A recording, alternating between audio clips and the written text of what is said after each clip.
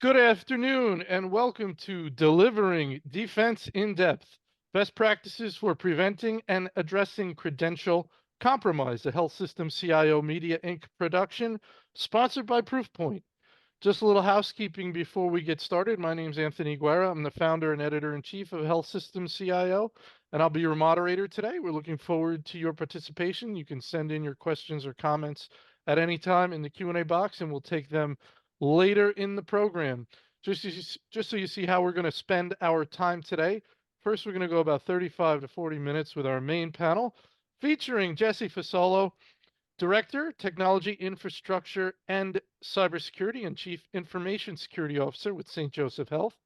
Michael Schrader, Director and CISO, essentially, with Information Security with Wellspring Health. And Ryan Witt, VP of Industry Solutions with Proofpoint. And then we were going to have our Q&A. So let's jump right in. Important topic today for sure. Jesse, let's start with you. Can you give us an overview of your organization and your role? I represent St. Joseph's Health, located in the northern part of New Jersey. Patterson specifically is the headquarters. We are a healthcare system that encompasses 2 acute care facilities and about 50 other locations all across the northern New Jersey area. We serve a very varying different population, paying special attention to the underprivileged and underserved community. I currently am the head of infrastructure technology and information security officer for the organization.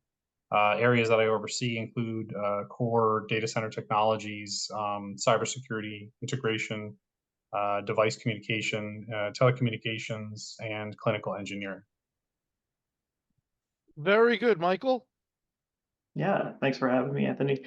So Wellspan, we're an integrated delivery system. So we have more than 20,000 team members, which does include more than 2,000 employed providers. We do have 220 locations with 8 hospitals, and we do serve the South Central Pennsylvania area as well as some areas in Northern Maryland.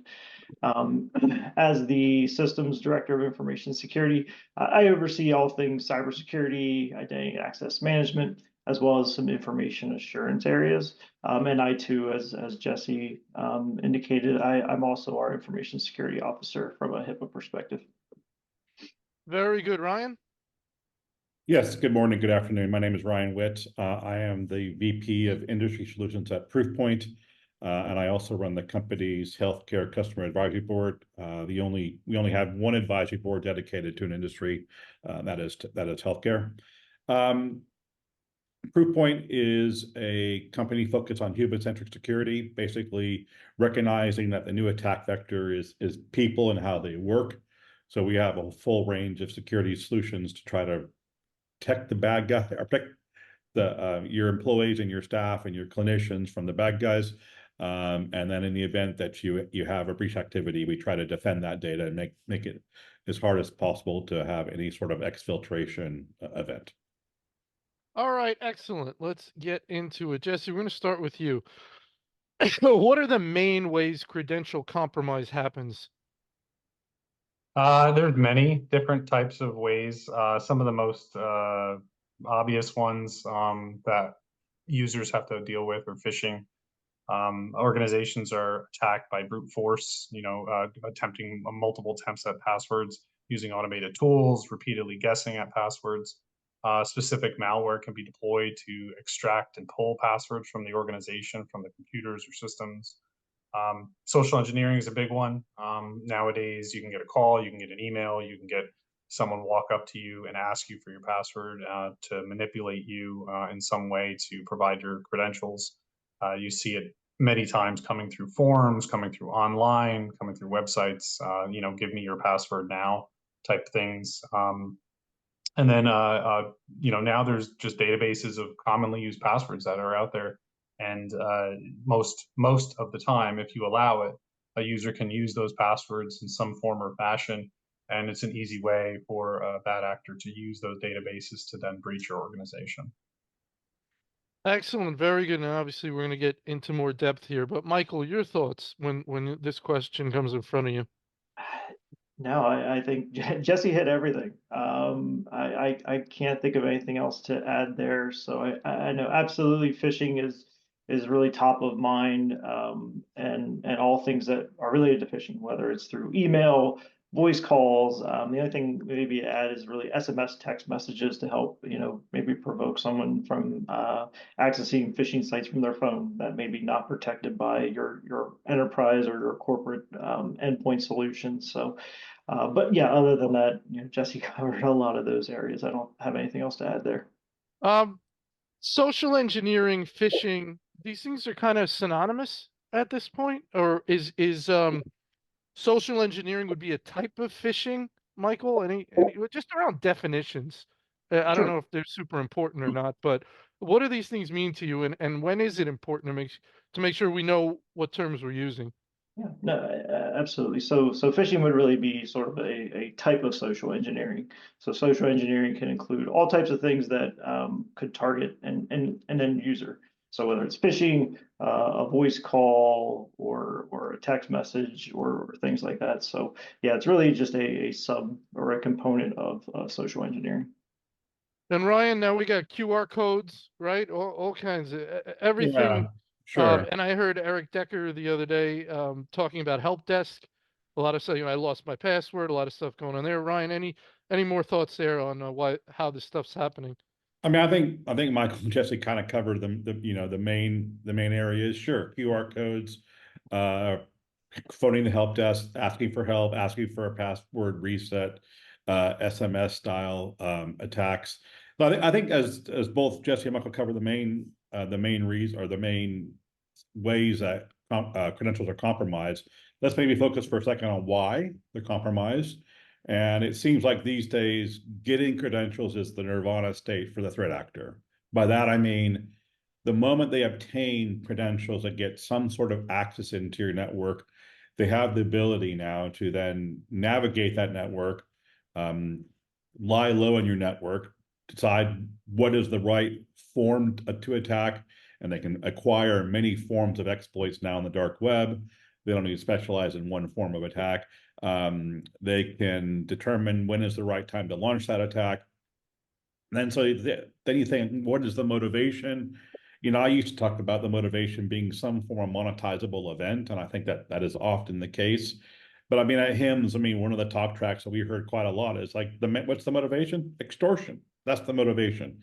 They're trying to extort health systems by holding them essentially hold them to ransom, or try to extort some sort of payment out them, but by denying something to that health system. And we all see the connection between a cyber event and patient safety, the ability for a health system to go deliver sort of patient care. So the moment that health system feels compromised in any way, shape, or form, they are really under a tremendous amount of pressure to do something to try to get something back to the normal state, right? And so extortion is more and more the motivation. Yeah, and to add to Ryan, now that you say extortion, I would say also there's a lot of as a service organizations out there that feed off of credential compromise. And what that kind of reminds me of is a lot of these breaches that you hear of nowadays, they start out with credentials. Someone gained access, and many of these ransomware attacks that you're hearing in the news that affects many large organizations start with those credentials, but they're sold. So, bad actors are charged with not just the extortion component as the primary operator. They're certainly going towards extortion, but as the individual, they're trying to obtain these compromised credentials to then sell them off to the operator to then leverage and go into an organization and then truly exfiltrate or extort the organization. But it's scary to see, just a simple compromised account to get you access is something of value nowadays. So, Jesse, we could break this into parts, right? You could have the exploit, you can have the fancy ransomware, but you may not have an opening. And that's why you need the credential compromise. So you're sitting there and maybe that's what you specialize in is once you get in the door, you're waiting for somebody to come to you and sell you credentials. You get in the door, you got the tool. It's sort of components, right? You have to get in, which is its own piece. and then the different exploits once you're in. Does that make sense? Yeah, it does. The credential is essentially your Trojan horse to get into the organization. Yep. All right. Very good. I just Okay. want, yeah, I Go want to ahead. add on there. I mean, Yeah, I please. think Jesse's making a really important point in how the threat actors have changed. And I think more and more from when we're in that defender's role, whether you're a vendor like Proofpoint or like Michael and Jesse, you were doing this on a kind of like day in, day out basis, thinking about it in an attacker sort of mindset and how they operate, I think it's actually quite important. And I'm trying to think of an analogy here. So I kind of came up with the restaurant industry, and maybe it isn't the right analogy, but it used to be that if you were a cyber criminal gang or some sort of cyber criminal organization, you had your form of exploit and form of attack. You could be a ransomware gang, you could be a credential harvesting organization, and then you would really launch the attacks that were akin to what you had as an organization. It's kind of like an Italian restaurant. This is what we sell. We sell Italian food, right? But now more and more, you just, as kind of Jesse was alluding to, you have people who are just play a component in this overall ecosystem. So all I do is steal credentials, or all I do is create ransomware exploits, and I just make them available. I don't ever launch the exploits; I just make them available on the dark web, and I'm selling these exploits in the same way that you can buy now. You can buy restaurant supplies. I'm just selling these to the bad actors, and so people are selling access. Some people are selling exploits. Some people are selling social engineering kits, etc. So it's like the system, the bad actor ecosystem is actually quite evolved and quite sophisticated these days, in a scary way, actually. All right. Very good. Excellent. Michael, we're going to start with you on this one. How are you working to prevent credential compromise? And please discuss the following areas and add any if we've missed any. Sort of a technology component, the tools you're going to be using and things like that. Employee education, so trying to prevent this social engineering so they're on guard and ready for these kind of scams. And then testing that education to see how far you've come with different phishing tests, and then testing different areas of your cyber defense with penetration testing, that kind of thing. Yeah. Yeah, so it always comes down to people, process, and obviously technology. So starting with technology, so having good email security to help you with kind of get the high level pieces, blocking known phishing messages. So using even tools, technologies such as those available from Proofpoint or other technology vendors.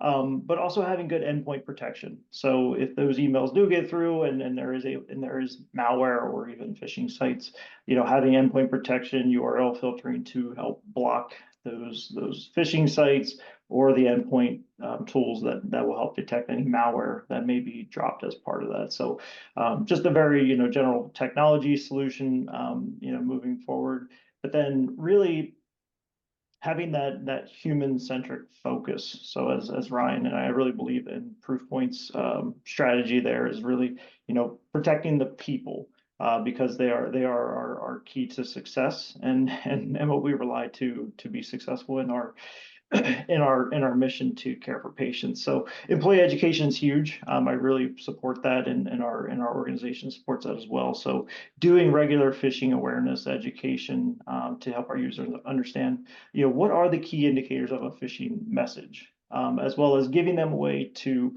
report messages to us. So having us, send us the message. That way we can help them, confirm if it is a phishing email, but also educating if it's not, as to why it is. But it also helps us be more proactive or even reactive in certain instances. So making sure that's a bi-directional relationship between our users in the organization. But then also, we're talking about phishing tests or penetration testing, regular simulation messages.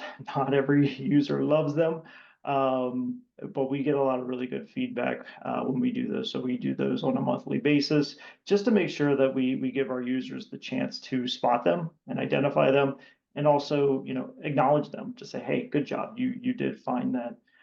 We also just recently introduced regular drawings. So, when we send these messages out, people who report them, we put them into a random drawing, and then we send them gift cards on a monthly basis. That has really started to drive engagement, and we get a lot of really good feedback in that area.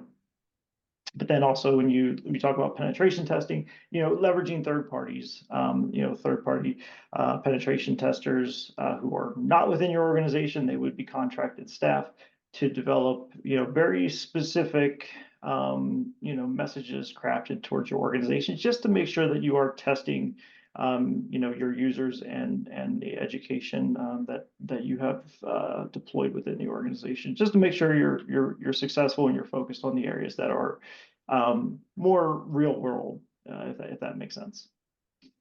Very good. Jesse, your thoughts? Yeah, phishing tools, email security is definitely one of those to capture one of those vectors. For me, to add on to the tool set that a CISO or healthcare system should be leveraging or utilizing is really identity access management and identity protection systems. The combination of both of them and policy, I think from a technology perspective, is key. Some areas to prevent credential theft is really ensuring strong passwords across the organization, though that is passe now, and NIST is steering people towards passphrase and shorter passwords, and it's still a debacle and a debate. But password complexity and length, I think I did an exercise where password length of 15 to 20 characters took a century to breach or break down with a tool. So really, the longer the password, the better. And other high-level things is, ensuring MFA, ensuring some type of secure authentication is utilized, OpenID, SAML in the environment. Those are commonplace nowadays. Account lockout policies based on risk or profile. If the system or environment sees a potential user logging into multiple things at the same time, logging across the system in multiple systems at the same time, or coming into something that they're normally not logged into, something unique, to start forcing lockouts of those accounts or restrictions on those accounts. Integrating single sign-on to other products is another one important. As far as education, I think education is paramount. Like Michael and Ryan said, employee, patient-focused, focusing on and providing education and a user-centric environment is very important. In a healthcare system, you don't want to impact them. So education is paramount. For phishing tests, the more the better. Honestly, I'm sure Michael agrees with that. We've gotten to the point where we do them at least once a month. We do follow-ups for single clicks. We do double follow-ups for multiple clicks. We do extra education for those that mess up. We work with HR for those that just are egregious and entered their credentials and actually clicked the button and went through the process. As far as phishing tests are concerned, that's sufficient typically in the organization. I think what's really important, I send out tips on a monthly or based on occasion. So if there's something in the news, or if there's something top of mind, or something that comes out from CISA or NIST or the FBI or H3C, I send out a notification. Recently, just compromised credentials or password complexity is another one that I sent out just as of the last month. Suggesting use stronger passwords, or ensure it's actually you, not someone else logging into your bank accounts or something like that. Enable those tools like MFA and such like that. And then pen testing, just to touch on that, I think continuous pen testing or continuous monitoring of systems is important. As users go up and you have systems that are exposed to the internet, you can imagine that they are being attacked just as much as they're being logged into, in fact, probably more. So technology-wise, you could start geo-blocking or geofencing that. But before you do just get to that point and start blocking things, you should know if there is vulnerabilities in that system, and if there's standard passwords being used, or insecure password, or if you could turn MFA on and you didn't, or if it's broken, or if the certification's broken. There's a lot of technology components that a pen test would identify relatively quickly. And one of the best practices I can suggest is doing that before it goes into production. So at least you start off the ground knowing that the system is secure, and then you do continuous monitoring thereafter of those systems. And from a user perspective, you would do the same thing. You would do testing against those users. You would test the internal systems and processes too. So on occasion, I've tested with multiple, uh, password bashing and trying to attempt to get into a system to see if my security tools and or systems identify it and block me and start reporting me doing it. So it's very important that you do that in the organization. Quick follow-up, Jesse. Tell me if I'm wrong, based on what you said. I just want to understand it correctly. Very complex passwords are better than simple passwords, but it is impossible to make a password complex enough that you would not need MFA. I think MFA is just a suggested need nowadays. It's almost like you have to have it, and if it's there, you enable it. If you don't have it, then you make sure that you're restricting those passwords and using, complexity, length, and other features to secure that login and that user. But if you have MFA, you can relax on the complexity of a password, and that was the suggestion based on this revisions. Hmm. But if you do both, then you're equally as bolstering your security, right? If you have complexity, or if you're using passphrase plus MFA, I would say that user is better prepared or better protected than most. But keep in mind, most organizations have so many passwords and users. A user base of 5,000, they may have 10,000 users in their Active Directory. And of those 10,000, there's probably 100 that are privileged that can do many things in the organization. So there's many layers of defense in depth that you have to go through and protect. So I would say MFA is one up on the top of the list for a user that's actually doing interactive logins, logging into a system or a tool or an application. But when there's service accounts, there's no MFA, and those are just as equally as important to protect. So that's when you get into password length and complexity. For example, like a service account or a privileged user account, you would want to have a different policy that says that user should have 30 characters, not 9, right? Interesting. Ryan, any thoughts here? I mean, I think Jessica Michael really covered it comprehensively. Maybe the one thing I would add here as somewhat of a timely suggestion is going back to authentication. So both Google, Apple, Yahoo, all the prevalent sort of third-party email providers have stated by, I think it's like midsummer, that you need to have authentication in place for that, allow them to do the delivery of their email. So if you have any of your patient portals that are interacting with those environments, I'm sure that everybody does, then that authentication aspect, or that authentication capability, needs to be in place to make sure your patients are receiving their important reminders from your system. Yeah, or they're not going to get them, right? Mhm. All right, good stuff. Ryan, we're going to stick with you on this. Let's discuss 2 credential compromise scenarios and consider how they can be handled or detected.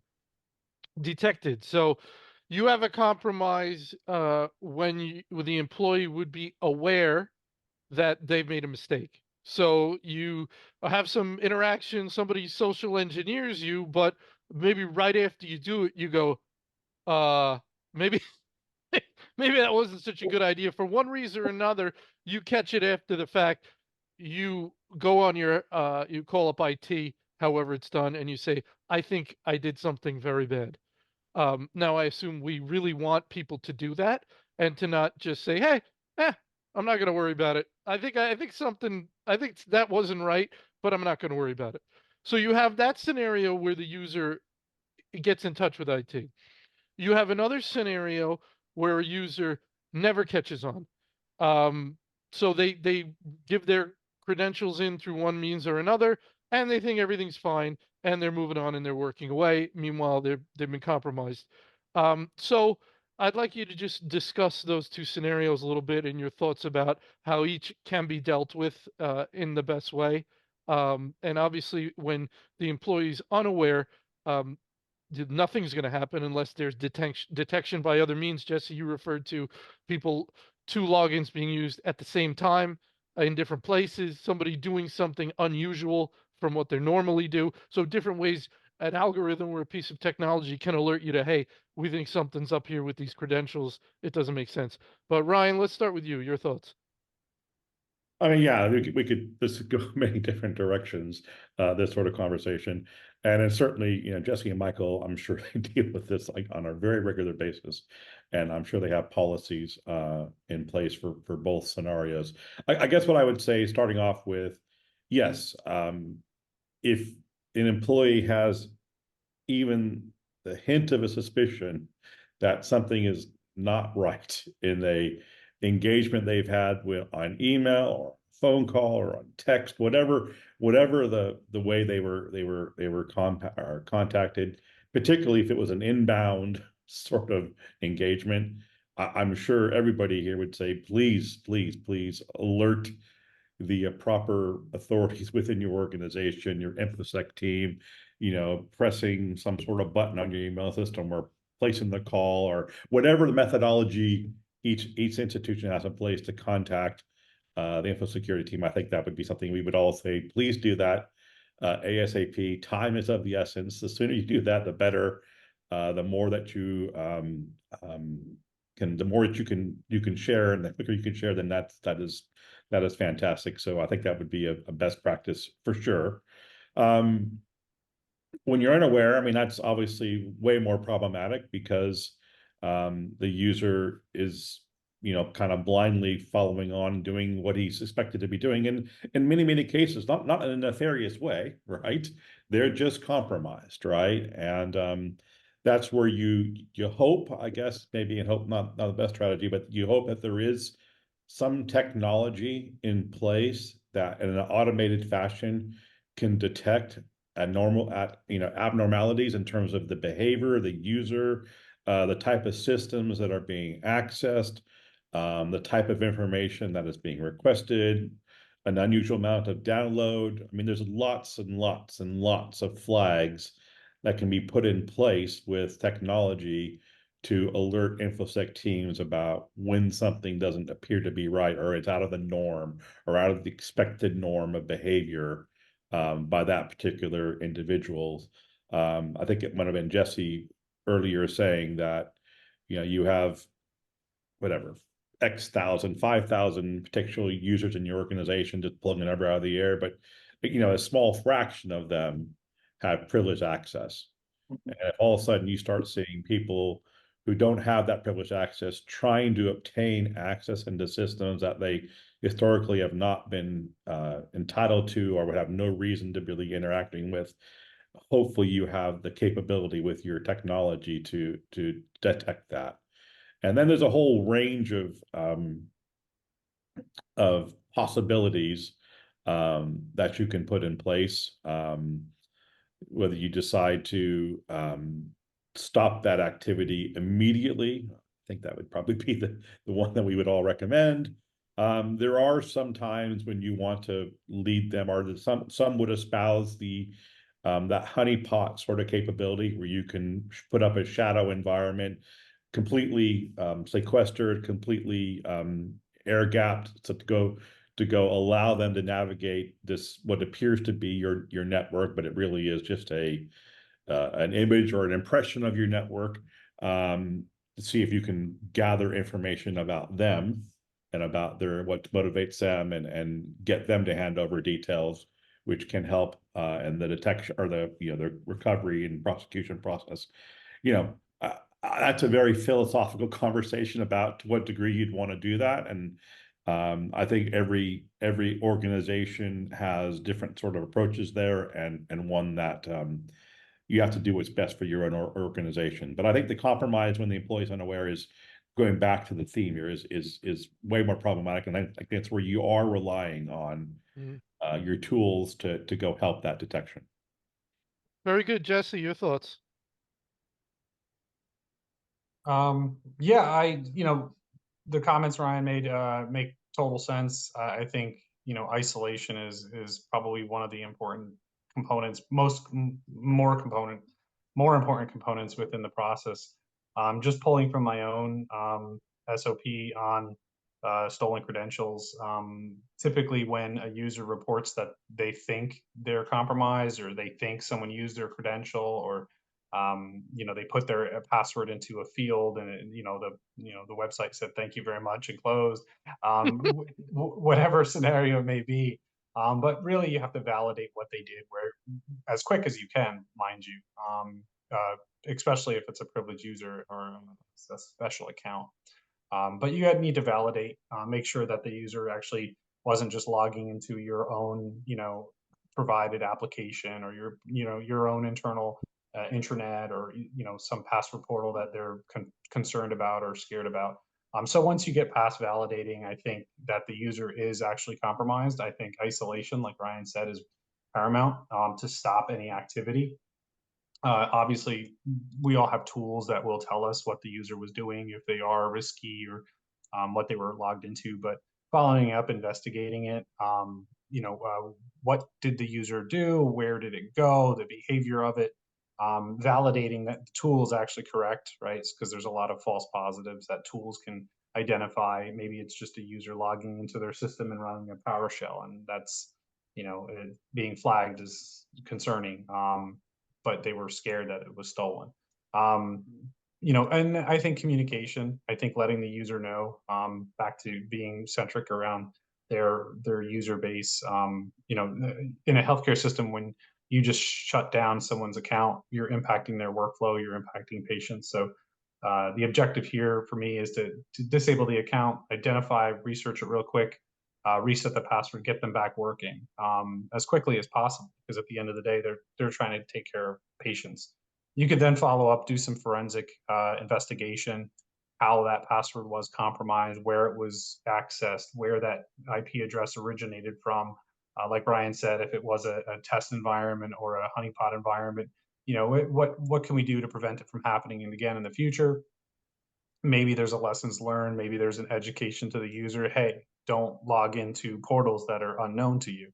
Don't put your password, in a webmail box that you think it's asking you to log into, or give your password to someone that's called you and said, give me your password because I'm the help desk.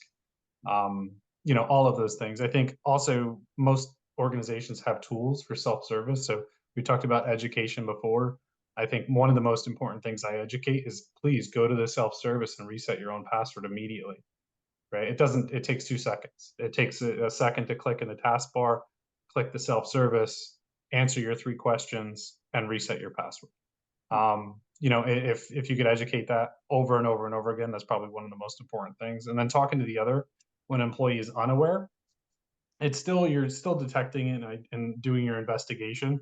But I think calling and notifying the physician or doctor or nurse that, hey, we see something, interesting here. We're going to disable your account, or we're going to change your password, or we're going to, do something. But containment is really important.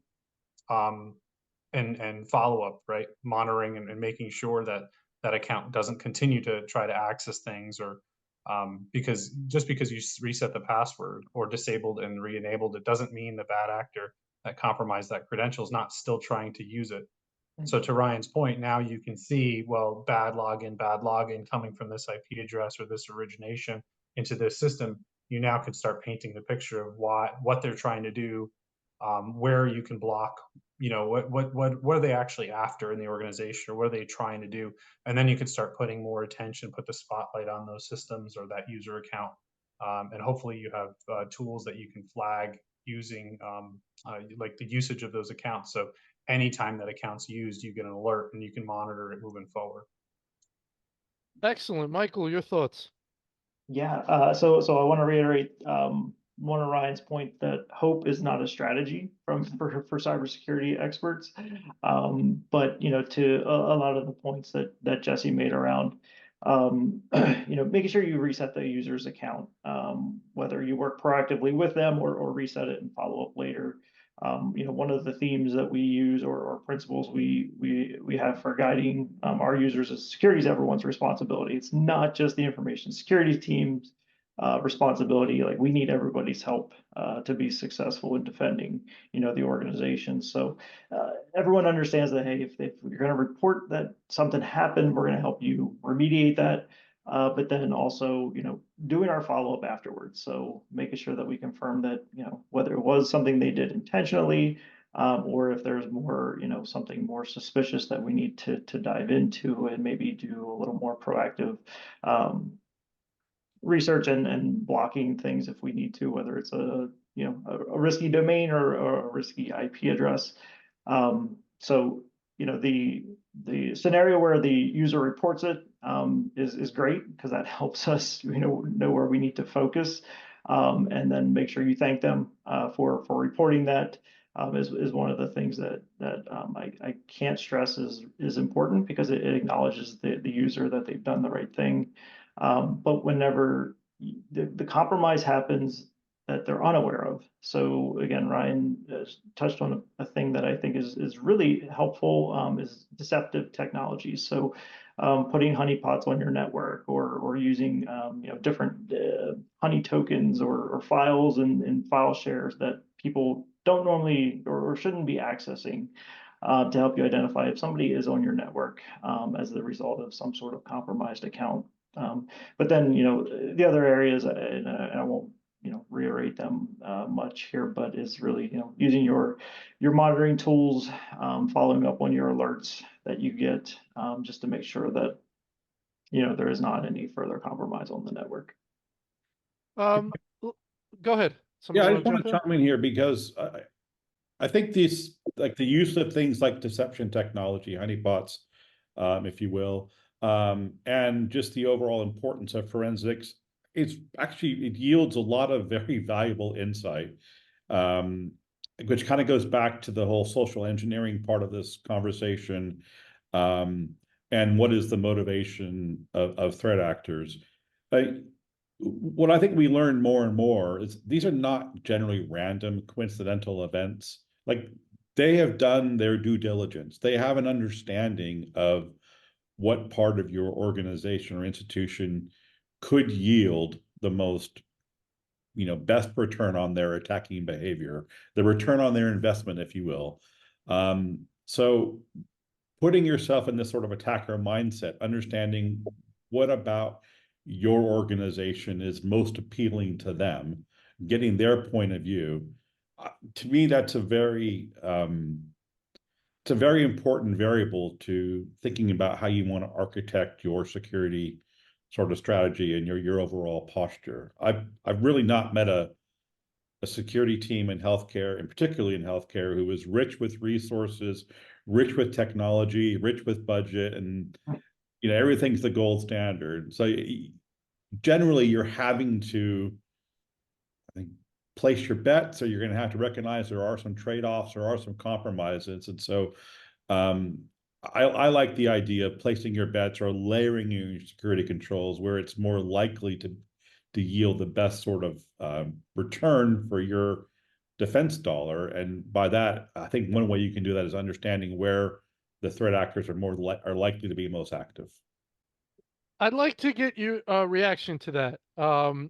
Jesse, let's go to you first. This concept that Ryan strongly believes in, about understanding, it's like a combination, understanding your unique profile, understanding, and Ryan, you can correct me if I'm wrong, but your unique profile combined with what the bad actors are doing in general, maybe you combine those two and you get a sense of where you're most likely to be attacked, and then sort of positioning your troops, to use a military concept, positioning your defenses or troops, your limited resources based on that. It's a deeper level, a more sophisticated approach than I'm going to just sort of do A, B, C, and D, and it doesn't matter who I am.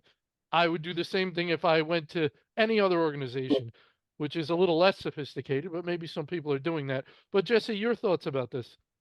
Yeah, I think it's an excellent approach. I think the strategy in my mind is really defense in depth, and having multiple strategies, and placing them where they need to be. For example, I would risk rate different vulnerabilities or systems based on criticality and based on potential risk, right? So if I have privileged users, they're higher than a regular user. I'm going to put more security towards those. Or if I have legacy systems, I will put them behind multiple layers of security tools to break the chain of attack in that environment. When it comes to specifically to credential compromise, it's limiting access to things. It's ensuring that systems are set up and have the right policies and have the right tools monitoring them. But yeah, to Ryan's point, healthcare systems, you know, they do not have the budget and they do not have the teams. If in fact they probably have teams and they have to outsource components based on risk and based on their resource availability. So, you know, they may not have the team for 24/7 SOC, so they'll have to outsource that. They may not have the monitoring for user access alerts that happen thousands and thousands and thousands of logins per hour, and to monitor them for anomalous or you know bad behavior. And take action on those. So, you know, you need to invest your money and your opportunity into those systems that will provide and you know produce a lot of reward for the money. Coming from a healthcare system that is, you know, not very flush with funds, as most healthcare systems are post-COVID. You need to really consider what you're spending your money on and what tools will make the biggest impact, and start there. You know, some organizations start with the lowest hanging fruit, but again, you still need, if you have low hanging fruit in terms of cost that make a big impact, approach them first.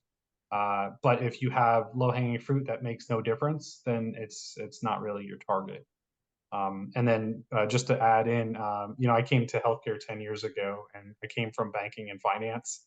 And it's a vast different world because, you know, they're charged with all the teams and all the budget. And not that they make their own money, but they could.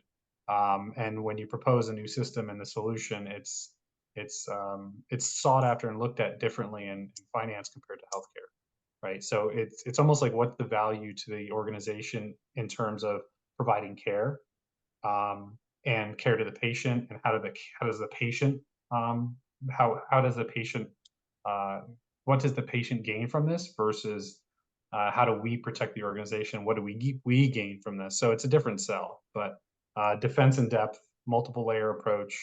I think it's a great strategy. Excellent, Michael. Your thoughts? Yeah, 100% agree. Defense in depth and as Jesse said, so we're, you know, healthcare doesn't have the huge budgets. So we have to prioritize, you know, every dollar we spend on cybersecurity is a dollar we don't spend on something for, you know, to help, you know, treat our patients, whether it's, you know, new biomedical gear, new CT scanner, new MRI device. So it's really about prioritizing based on, you know, what are the threats today? You know, whether you do your threat modeling on healthcare as a whole, or based on intel that you get, you know, on what seems like an hourly basis at this point. But you know, yeah, you got to set up the defense in depth and prioritize, you know, your vulnerable systems. But also you have to look at, you know, what is truly being targeted against healthcare. And again, that changes daily, but it shouldn't change your strategy overall. But having those multiple layers of defense, you know, starting with your email filter, you know, those are the highest targeted. You know, that's the easy way in, making sure that email's protected, and then layering everything underneath that. And we could probably talk about that for hours, so we won't go into the details there.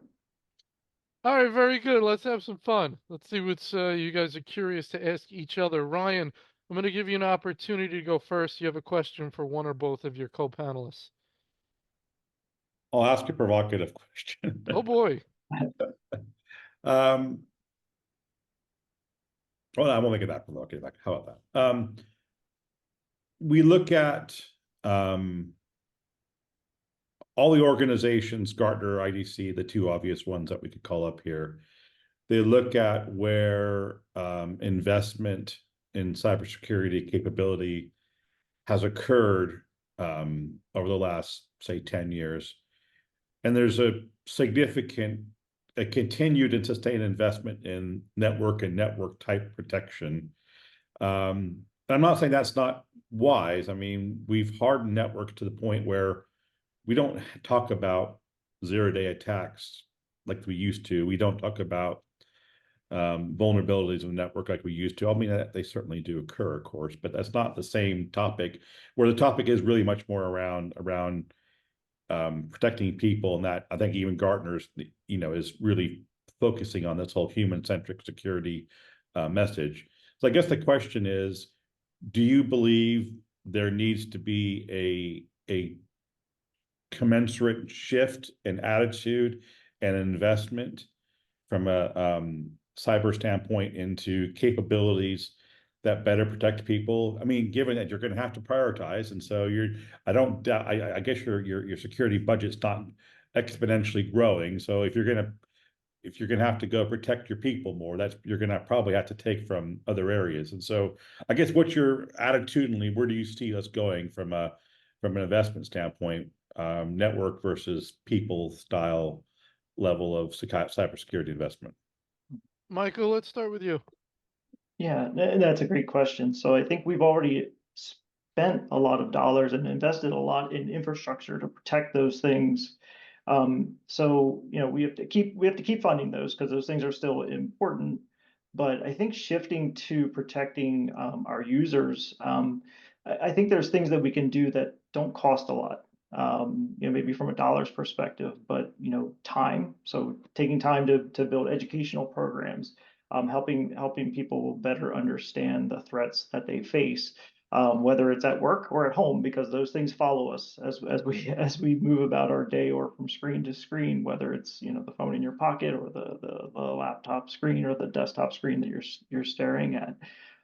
So I think, yeah, I absolutely agree that we do need to put more time and money into training and protecting our users, especially as we've all gone mobile.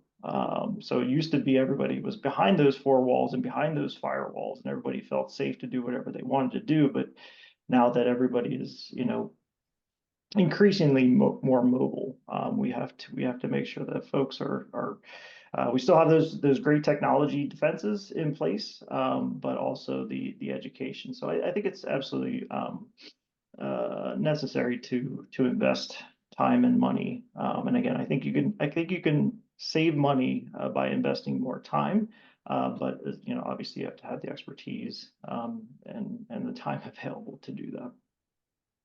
Jesse? Yeah, I kind of echo Michael's sentiment there. Shifting dollars is very difficult. Most budgets are static now.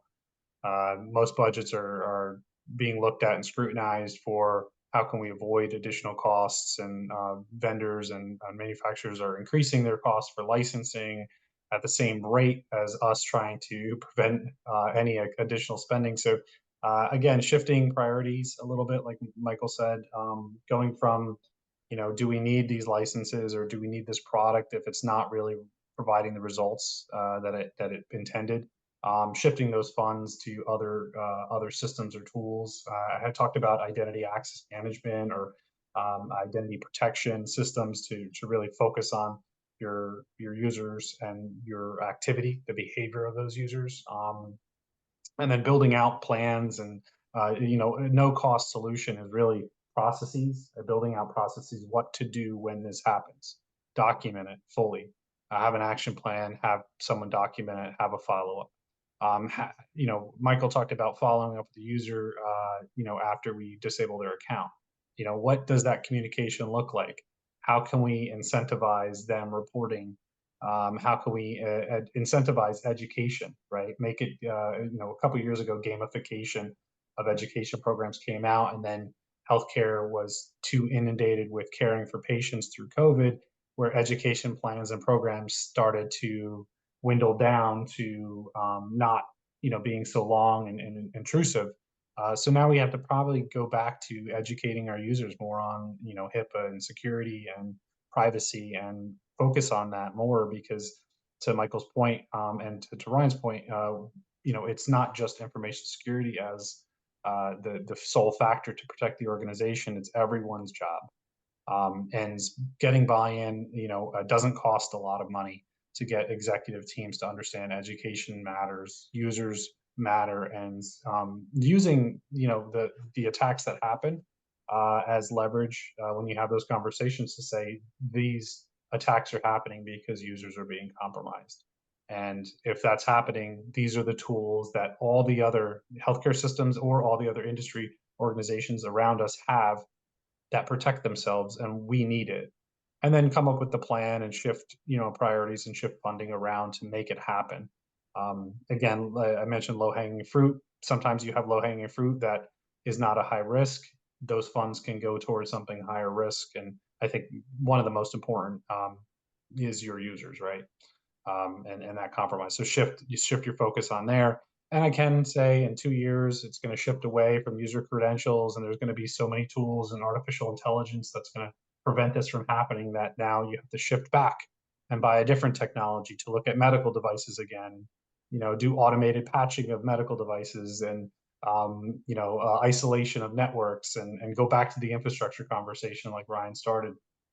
But again, I think focusing on the user, shifting the funds, budgeting for it, communication to the executive folks is all needed, and there's a lot of process improvement that could be done with no cost. Excellent. We're gonna go with a final thought here. I want to frame it up this way. A couple of interesting things that have come up in the discussion. Jesse, you even used the word sell in terms of, I think, getting the investment you need from the people that are going to decide about budget. That you have to sell your vision for what the organization needs, and the different dynamics that you encountered in other industries where it might have been a little easier. Ryan, you brought up sort of this concept of shifting dollars from what used to be a major priority to perhaps what should be a little bit of a lower priority. Um, and it's this concept. So I'd like to get a final thought here. It sounds like a really important concept here is don't just do what you've always done. Be very observant about what's going on and be willing to change vendors if they're not performing, change technologies if something else is more valuable at this time, and divide up that pie that you have in different ways, and understand that getting dollars is about selling. It's about selling your vision of what the organization needs and being convincing about it. You have to be good at it in order to be effective. So I want to get a final thought from everyone before we go. Michael, let me start with you. Sure. Yeah. So that was a great thought there. So the only thing that's guaranteed, really in our industry here is change. So you have to be agile. You have to be, following the trends, and you have to be evaluating your vendors. I mean, there's vendors that just don't keep up. So you have to make sure you're constantly looking at, who can help you with whatever challenges you may be having at that time. And then also, Jesse, you made a great point, and I should have touched on this, is really having, and I think I take this for granted, is really, because I don't think everybody has this in their organization, is really that leadership support. So if you don't have your leadership teams engaged, which they are more and more now, right? Because of these cybersecurity incidents that happen all the time, it's really catching headlines and it's catching everyone's attention. But really having that senior leadership support will help you not only sell things, because now they're understanding more before you have to sell it. So it's just, hey, remember that thing you heard about in the news? We need to address that quickly, and here's how I propose we do it. But also if there's other organizational initiatives. So, hey, I need to get the rest of the organization's attention on this topic. Help me communicate this to them. Whereas that wasn't always prioritized, maybe even 4 or 5 years ago. So, leadership buy-in and staying agile as you're evaluating the space here, and be ready to change and have the teams and the infrastructure and the support to do that if you need to pivot quickly. Excellent. Jesse, your final thought. Yeah, similar. I think, you touched on selling. And,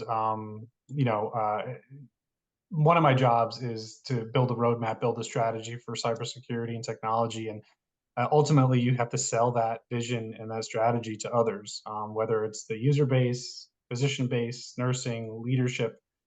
They need to buy into what what your vision is, and you need to sell it.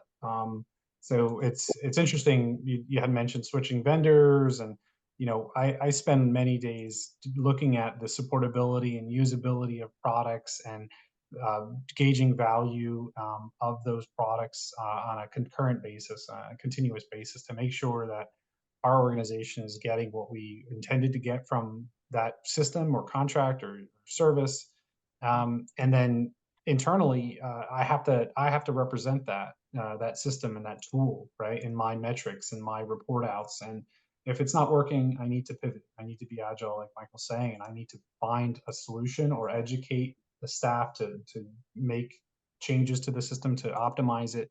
But either way, internally, I have to recruit those that are not technology focused, that don't understand what I'm talking about, and sell them on the idea that the strategy that I have on my PowerPoint is important to them, because it also helps protect our patients. And information security has slowly started transitioning to, it is part of patient care, and it is centric to protecting the patient, not physically, but from a digital space and their data.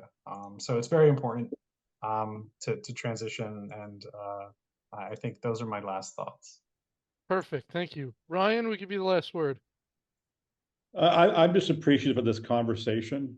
We've gone almost a full hour here, and we haven't mentioned the word AI once, which is fantastic.